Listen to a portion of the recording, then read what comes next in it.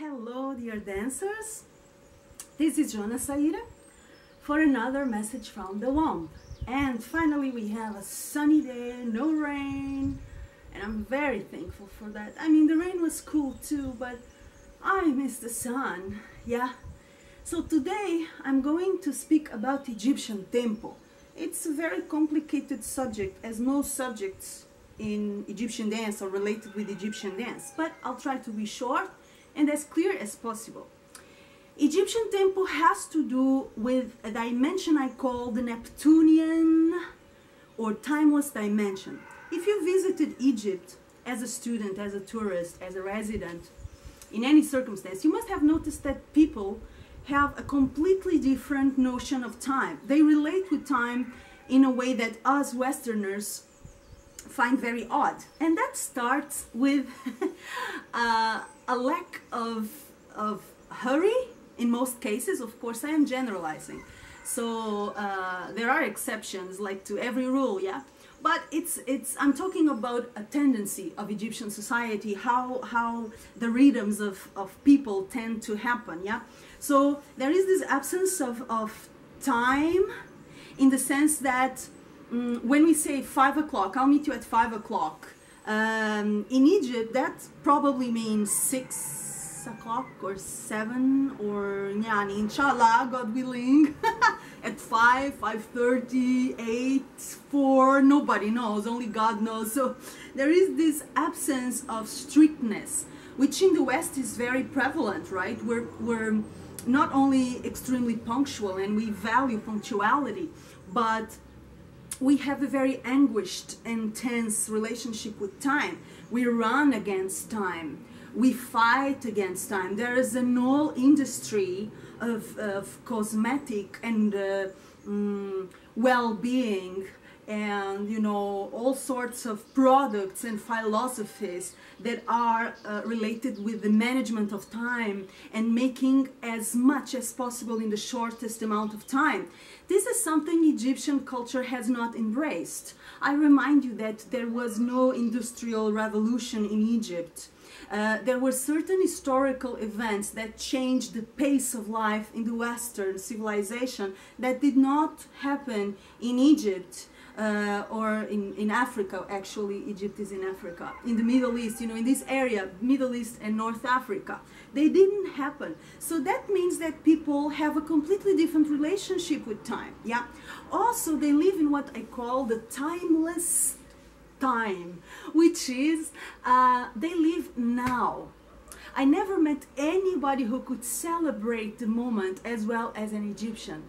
They have it in their blood, they have it in their mentality, they have it in the way their society is organized. You know, if you think about the 5 stops for the prayer per day, yeah, the whole country stops to pray.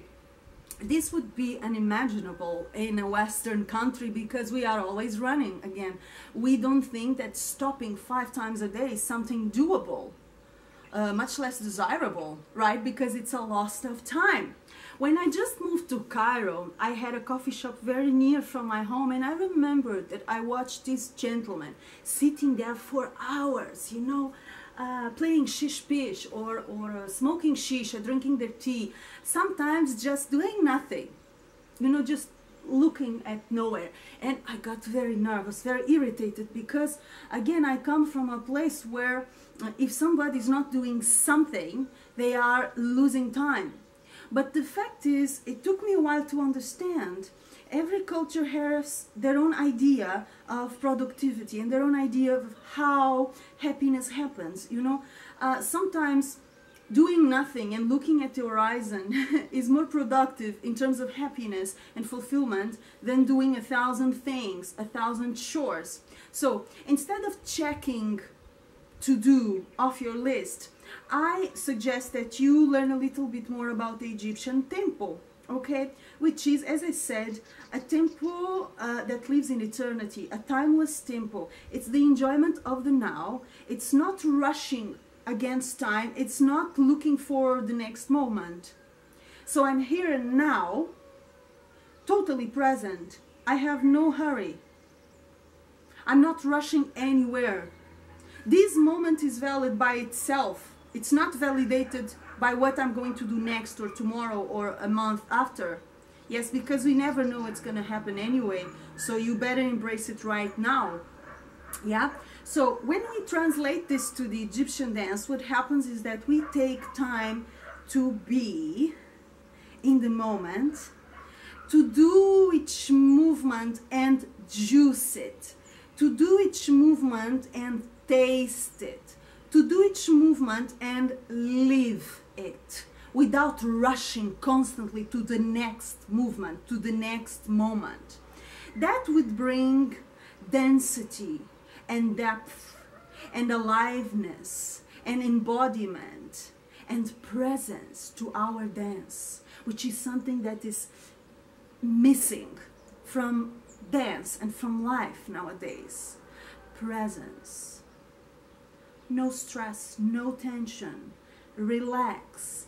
Be in this movement. Be in this movement. Go for it. Take your time. Breathe. No running after the next thing. Khalas. Stop. Cool down. Slow down a little bit. You're not running anywhere. You don't have to run anywhere. Yeah? Embrace eternity. When you're able not to run against time, when you're able to enjoy life right now, to enjoy your dance step right now, whatever you are doing right now, you are in eternity. And Egyptians know it very well. They know it instinctively. Of course, nobody speaks about this in Egypt. I mean, they couldn't care less. They just go about their lives. So it's something that is their patrimony. It's their cultural heritage. It's one of the most beautiful things in Egyptian culture. There are many, many, and we can learn from them. So when you learn Egyptian dance, you're not only learning a dance sequence or steps or movements. You are learning about a culture which has bad things and beautiful things. And we can learn from both, yes? And one of the most beautiful things is living in eternity, which is also living in the now. Egyptians are teaching us that in dance as in life. So why not learning it? It will make us happier, more fulfilled, and it will make our dance so much more real. And real is beautiful.